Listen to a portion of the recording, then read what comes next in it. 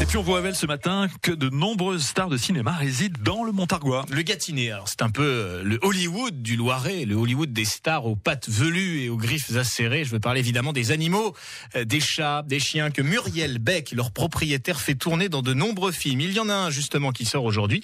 Lou, c'est son nom, c'est l'adaptation d'une bande dessinée à succès chez les ados qui raconte la vie d'une collégienne qui vit avec sa mère et son chat, un félin qu'a apprivoisé cette habitante de l'Adon rencontrée par Anogé.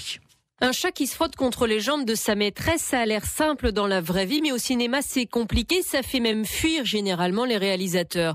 Pourtant Tino et Tony, les deux chats gris de Muriel Beck, ont parfaitement tenu leur rôle, des gestes qu'ils ont appris avec elle. On a l'action notamment dans Lou avec Nathalie Baye, et ça a été un très joli moment de poésie dans ce film et un moment de grâce, comme l'a dit lui-même Julien Nil, le réalisateur, parce que personne ne s'attendait à ce que ça puisse fonctionner. Ça fonctionne aussi avec les animaux sauvages. Les loups de Muriel Beck, son sanglier, son renard, son blaireau, reviennent du tournage de la suite de Belle et Sébastien. Et là encore, ils ont séduit le réalisateur. En fait, on amène l'animal à réaliser un exercice pour lequel il va prendre du plaisir. Et si l'animal est à l'aise, si il en fait un jeu, on obtient des choses incroyables et on peut aller très loin dans l'action. Donc là, c'est le cas des actions demandées pour les animaux sauvages dans Belle et Sébastien. Ça a été très compliqué. Et en fait, tout s'est fait dans le jeu. Donc ils ont de très belles expressions.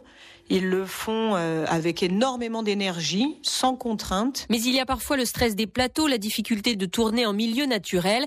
Muriel Beck vient donc de créer à Sury-au-Bois un immense studio de tournage à côté de ces animaux.